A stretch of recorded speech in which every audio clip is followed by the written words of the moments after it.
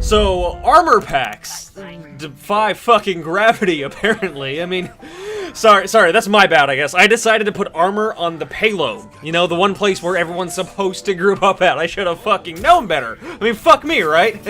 And this isn't the only way that Torbjorn defies physics. I mean, it's bad enough that there's already nowhere to hide from his fucking turret, which is bullshit. Even McCree's best ability isn't smart enough to shoot people in the shoulder when they're hiding behind a fucking paper-thin post. But sometimes you don't even have to be exposed. It'll just go ahead and shoot you, just right through walls. Yeah, that is unless you're the one playing Torbjorn. Yeah, then I'll just randomly lock onto a fucking screw in the ceiling and focus fire on that, completely ignoring all the enemies in the room. No, but real talk, it will shoot high trying to hit teleporters and shield generators if it can't see their base. But the base is the only part you can hit, so it just shoots at nothing instead of something, like, you know, enemies, which is great. It's just great.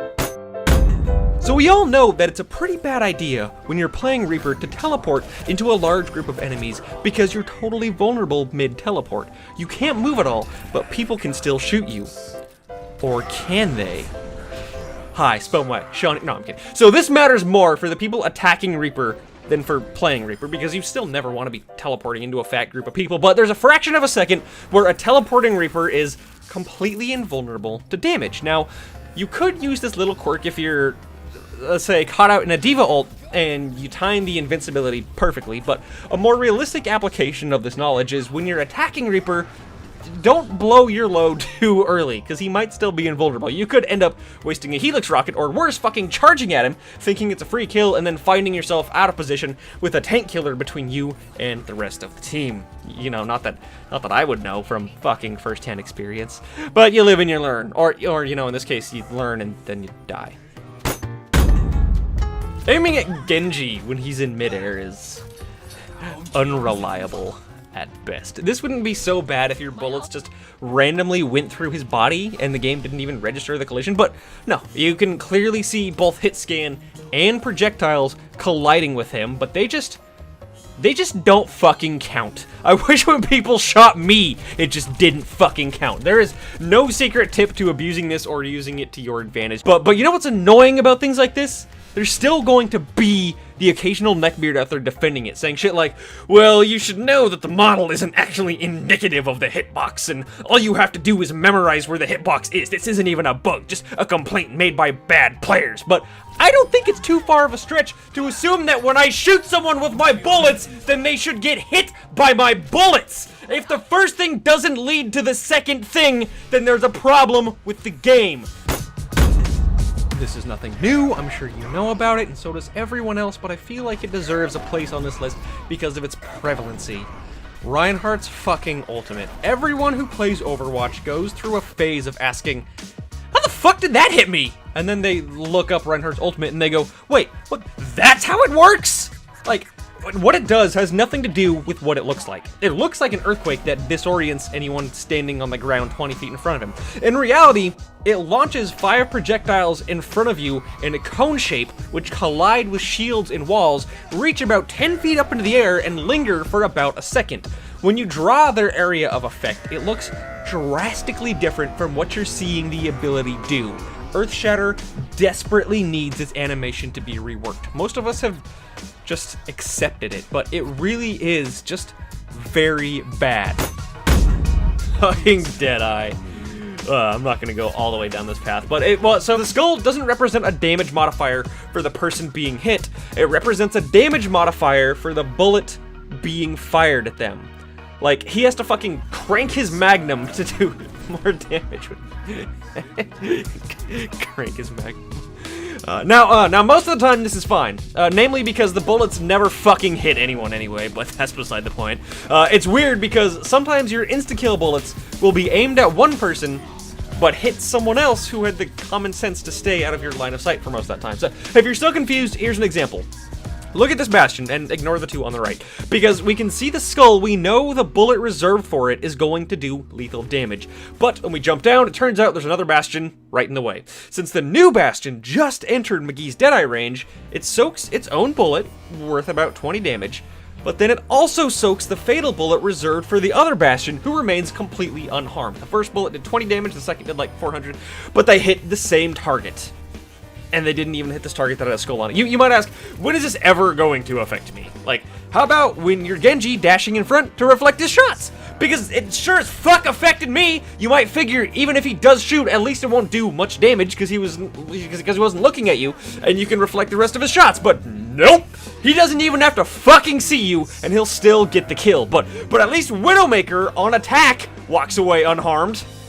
Fucking Christ. Or how about when this Reaper gets pushed in front of Ana, since he soaked her bullet and then died because of it. McCree doesn't even bother shooting the last bullet. The one reserved for Reaper never got fired because the one reserved for Ana hit Reaper, and you don't get like any refund or additional shot or anything. It's annoying.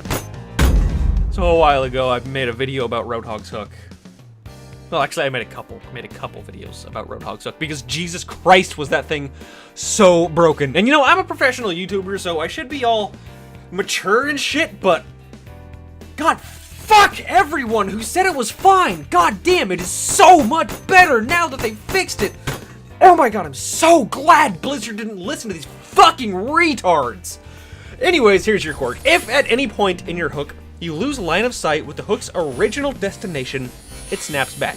Which sounds like it makes sense. It prevents you from hooking around corners, but this little quirk will cause an issue where if you and your target are running around the same corner, you'll have an unbroken line of sight with them, but the hook will still break. You can even recreate this in the practice range. Try jumping sideways and hooking a bot, and the cursor will bounce back even if your cursor was nowhere near the wall. Stand still and you can cut it much closer. That being said, it's still 1,000 times better than it used to be, so good for you, Blizzard. Thank fucking God.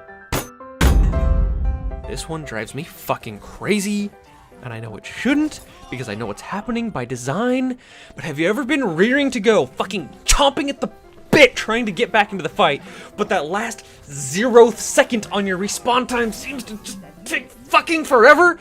Well, you're not imagining things. During overtime, respawn times are increased by 2 seconds. I mean, that's a feature. That's a fucking feature to prevent overtime stalemates, but it doesn't fucking tell you that anywhere in the game, and it doesn't add that to the respawn time countdown. It just stays at 0 for 2 seconds longer than 0 seconds. And because they call the last second 0, that means it takes 3 fucking seconds to respawn when your timer reaches 0 seconds. A fucking eternity when the game is in overtime. But like I said, it's a feature in place to prevent crazy long stalemates at the end of games, which already sucks when you're forced to wait longer at the most crucial moments of the game. But Jesus Christ, Blizzard, please add those seconds to the beginning of the timer instead of the end. Because, oh my God, because seeing that 0 on the screen and not respawning for another goddamn hour is just fucking torture. Torbjorn's turret can lock onto Junkrat's tire. Symmetra's sentries can lock onto Junkrat's tire. You would think that out of every ability in the game, the one ability whose purpose is to show off its user's precision could be used to hit the smallest, fastest target. But no, McCree, when he's using his ultimate, when he can hit a dashing Genji from 1,000 yards away, when he's totally in the fucking zone, decides to ignore the most dangerous goddamn target in front of his fucking face. Everything else under the sun can shoot the fucking tire. Is it because even though it's controlled by a player, it's an inanimate object? Because so is fucking Bastion. No, it's because Blizzard will probably never stray away from the 6 bullets, 6 enemies motif that seems to be driving Deadeye as an ultimate. Since they want to keep his gameplay rewarding you for being a good shot and literally, fucking literally nothing else, every other one of his abilities, including his ultimate, will always feel like utter shit. It's the only way to keep him balanced. So when McCree main submits their feedback, Blizzard looked at the report and says, hey, did you see what this guy said about McCree? And they go, yeah, but he's just plat, so fuck that guy. This one's weird, and it's rare. But sometimes Pharah's concussion blast is incredibly weak, and this has nothing to do with momentum or barely grazing them or the direction they're moving. It just duds every single one of its targets sometimes. It knocks them like 2 feet. But unlike Lucio, it works correctly like 99% of the time, so it really catches you off guard when it doesn't work. I mean, it's not like Pharah's already a really high-risk, high-reward character, right? You know, without having to gamble on whether or not your abilities actually fucking work, but I guess it's balanced, because it just puts her in the same boat as all the other heroes whose abilities just decide to randomly fucking fail for no reason. We all know it, we've all come to accept it, but it still bothers everyone. Climbing walls fucking sucks in Overwatch. For such a common ability, it's way too fickle. The rules that determine how and when you successfully climb with Genji, Hanzo, and Junkrat's Tire they're just not fun to play with. The quirk here is that occasionally your character will seemingly randomly release their grip on walls or decide to not grab them in the first place. This tends to happen mid-combat, so you end up dying a lot. Now, it's not really random, of course. There's a reason for everything. For example, it looks like Genji's just randomly letting go of this wall, but what's actually happening is he's trying to jump onto the side of the windowsill instead of the wall, and after he touches it, his climb goes on cooldown, so he falls back to the ground. Of course, no one would ever want to climb the side of that windowsill, so it really just means that every level is littered with hundreds of tiny ledges and torches and overhangs and crevices that can just ruin your climb, and the only way to know which is which is to just memorize all of them. And then sometimes your climb just doesn't fucking work because you're still in midterm when Genji starts the climb, so he tickles the wall for 1,000th of a second and then jumps off, which activates climb's invisible cooldown and cements your doom, or other times they just decide to not climb for no fucking reason at all. Just at all. I'll probably do a more serious breakdown of this, so subscribe if you want to see it, but for right now, it definitely fits under hero quirks that will drive you fucking crazy since it's still so prevalent, it's been around forever, and it's not technically a bug, so it deserves the #1 spot on this list. May. That's it. Just May exists. That'll just drive you crazy on its own. Yeah, I mean, sometimes she screws you over. Well, let's be honest. A lot of times she screws you over. Sometimes she screws her enemies over. And sometimes she decides to borrow Pharah's jetpack, you know? Just whatever the fuck she wants. Real quirky, May. We get it. You're real fucking quirky. Melt in hell, you ice-cold bitch.